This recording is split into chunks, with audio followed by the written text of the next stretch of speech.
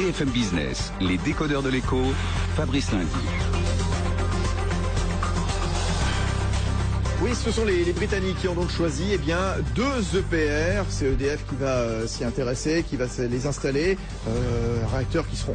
J'ose plus utiliser le terme inauguration en 2023. Oui, mais pour moi, parce une que inauguration, c'est peut-être pas avant 10 ans. Hein. C'est un événement heureux, non? Enfin, je sais pas. Sauf que... En quoi inaugurer une centrale nucléaire qui va apporter de l'électricité à un pays? Mais l'inauguration, c'est quand elle est terminée et livrée, si vous voulez. Oui. Donc, vu les désagréments qui se passent sur les autres centrales, il va falloir être patient. Bon, très bien. Alors bon.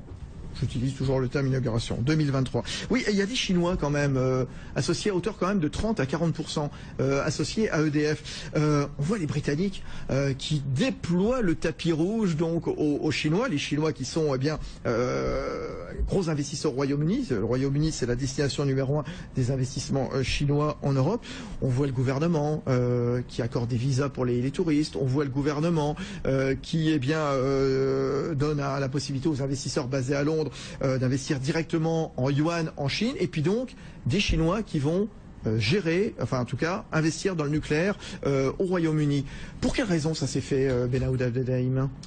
On glosse beaucoup ces derniers temps en France sur les ministres qui se contredisent et qui essayent de tirer la couverture à eux. Alors là, on a assisté entre le ministre de l'Énergie et le ministre des Finances britannique ces derniers jours, moi, celui qui fera le plus d'éloges à l'égard de l'investisseur. Opération sourire. Hein. Voilà. Donc, Osborne, qu'est-ce qu'il dit Osborne, donc le chancelier de l'échiquier? Je ne veux pas que nous essayions de résister à votre progrès économique, il s'adresse aux Chinois. Je veux que la Grande-Bretagne le partage. Alors là, il a du mal à convaincre ses concitoyens. Il y en a beaucoup qui disent, notamment beaucoup de commentateurs qui disent, vous réclamez d'une idéologie libérale, conservatrice, et vous mettez le sort de notre souveraineté nationale, d'un élément fondamental qui est l'indépendance énergétique, entre les mains d'un État communiste. Donc ça a du mal à passer en Grande-Bretagne. Il y a un autre élément qui a du mal à passer en Grande-Bretagne, c'est l'idée que le nucléaire, pour certains, je veux dire, le nucléaire c'est l'indépendance et la souveraineté. Ils disent sauf que l'uranium on ira le chercher au Kazakhstan et donc on dépendra aussi de la géopolitique et notamment de la Russie, de la Chine, etc. Donc voilà, ce sont aussi des éléments à prendre en compte dans le débat public actuellement en Grande-Bretagne. Éric Alauzet, député du Doubs, Europe Écologie Les Verts, les Chinois qui investissent dans le nucléaire. Pour ou contre? J'ai pas trop d'avis là-dessus. Ce que je sais simplement, c'est que leur démarche industrielle, en général, c'est de s'approprier les technologies. Et s'ils sont là, c'est pour les maîtriser. Et un jour, ils seront autonomes pour, si toutefois la politique nucléaire se poursuit, prendre des parts de marché à tout le monde. Francis Sorin. Il faut savoir que les Chinois travaillent avec les Français depuis 30 ans dans le nucléaire.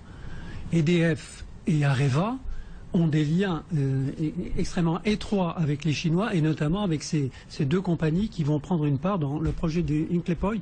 Les gens se connaissent, les responsables se visitent, les équipes se connaissent, il y a des échanges d'informations. Donc c'est pas surprenant qu'il y ait une présence de la Chine dans le projet mené par les Français. Alors, Emmanuel Le Chypre, allez, puisqu'il nous reste 2 minutes, vous avez en face de vous donc un député Europe Écologie Les Verts, département du Doubs, Éric Alauzet. Encore une question, une remarque sur est-ce que c'est la fin du nucléaire ou au contraire l'Europe qui s'ouvre de plus en plus? Alors d'abord, moi je pense que de toute façon le monde va continuer à construire énormément de réacteurs nucléaires au-delà de l'Europe, parce que quand vous voyez les projets qu'il y a en Russie, qu'il y a en Chine, qu'il y a partout, le nucléaire est une énergie qui globalement, là où je suis pas d'accord avec vous, c'est que c'est plutôt une énergie qui a le vent en poupe, contrairement à ce qu'on dit. Moi, ce que je déplore, c'est que la France ait perdu beaucoup de temps avec son EPR, qui, je le répète, est trop gros, trop cher et qui n'a servi qu'à faire plaisir à une génération d'ingénieurs. Ce sera le syndrome Concorde qui guette l'EPR. Et je considère que ça a été un crime de sacrifier Super Phénix, tout ça pour faire plaisir à Madame Voynet en 97, puisque Monsieur Jospin l'avait promis à Madame Voynet, alors que c'était la vraie nouvelle génération de réacteurs.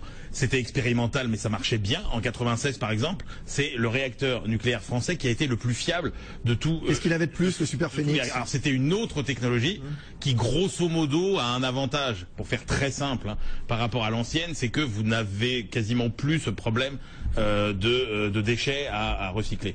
Et en fait, on s'aperçoit quoi? On s'aperçoit que maintenant, on a perdu 10 ans, qu'on commence à relancer le projet avec un truc qui s'appelle Astrid, mais qu'en attendant, on a dispersé les technologies, les savoir-faire, que tous ces ingénieurs qu'on avait formés sur le sujet sont partis travailler dans tous les autres pays du monde, et que finalement, on sera peut-être obligé d'acheter ces réacteurs de nouvelle génération à d'autres pays que la France, qui était encore une fois en pointe sur le sujet. Un mot, Francis Sorin, et la conclusion, ça sera Éric Alauzet, député. Je suis d'accord avec vous sur Superphénix. Il faut préciser qu'avec ce réacteur de 4e génération, l'uranium est utilisé beaucoup mieux, avec un rendement bien supérieur, et permet de produire à quantité égale d'uranium utilisé à peu près 60 fois plus que les réacteurs actuels. Ce qui veut dire qu'avec les réserves actuelles d'uranium, dans les réacteurs comme Superphénix, on peut avoir, comme je vous le disais, 5000 ans de fonctionnement d'un grand parc nucléaire mondial. Allez, Éric Alauzet, vous, ni EPR, ni Superphénix, moi, rien. Je trouve que c'est insensé pour satisfaire quelques générations, moins d'un siècle,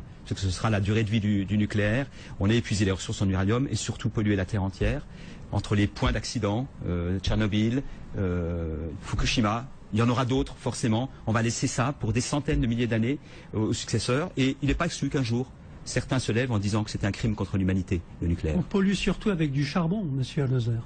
L'un n'empêche pas l'autre. Le charbon est pour vous un alibi, monsieur.